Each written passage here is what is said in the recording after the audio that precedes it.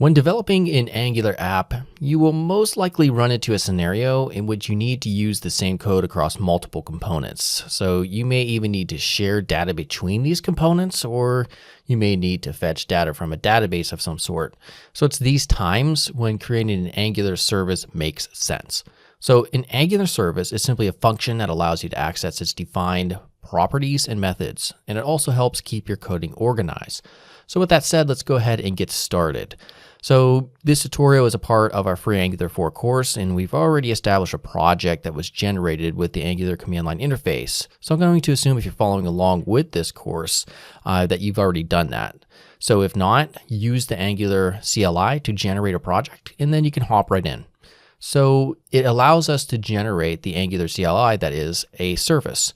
So it takes care of some of the manual labor involved with service creation. So to create a service, we want to hop in at the project folder and simply type ng, G for generate. The type is going to be a service, and then the name of our service, something that would be relevant based on what it's doing. So I'm just going to call this data. Hit enter. Okay, so now upon running it, you may see at the bottom, it says, warning, service is generated but not provided. It must be provided to be used. So what this means is we're going to hop into the project with our code editor, and we want to go to app.module.ts. And so we have to import it in our app module file. So import. And then the name of it. Well, what is the name of our service? Well, if we click right here, we'll see we have data service.ts defined, and we'll see that it says export class data service. That is the name that we need to import. So I'm just going to paste that right here, and then from the location of the file, and then that will be data.service. All right, not done yet. Once we've imported it, then we also have to add it to the providers array. So data service. All right, great. So let's go ahead and save that. And now let's work within the actual data service file itself.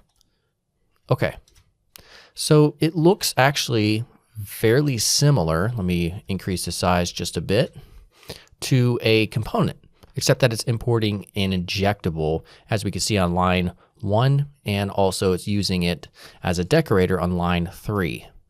All right, so the injectable decorator simply emits metadata associated with this given service, which lets Angular know if it needs to inject other dependency into this service. So we're not going to be injecting any dependencies into this simple example service that we're about to create, but it's recommended to leave the injectable decorator for future proofing and to ensure consistency. But you could get rid of lines 1 and 3 and our service would still work. So ordinarily at this point, you may connect to a database to return some results, but to keep things simple here, let's hard code our own array and create a simple method. So underneath the constructor, let's just say we have an array called cars. All right, inside of it we'll have Ford, maybe we'll have Chevrolet, Buick, etc. You get the point. All right, so let's add our semicolon there, and then let's create a method of some sort. So we'll just say my data, and we'll return a simple string. This is my data man. All right, so that is all our very pathetic and simple service is going to be. All right, so ordinarily you'd have a lot of different imports up here if it were an actual service like for connecting to a database, but just for now, just to help you understand the concept of a service, we're just keeping things simple here. Okay, so now at this point, we need to actually use the service in one of our components. That's the whole point. So let's bring our sidebar up here and let's go to our app.component.ts. All right, great. So in order to use a service, it has to be imported. So again, we could just real quickly go back to our app module, copy this line here and paste it. All right, now we can actually use it.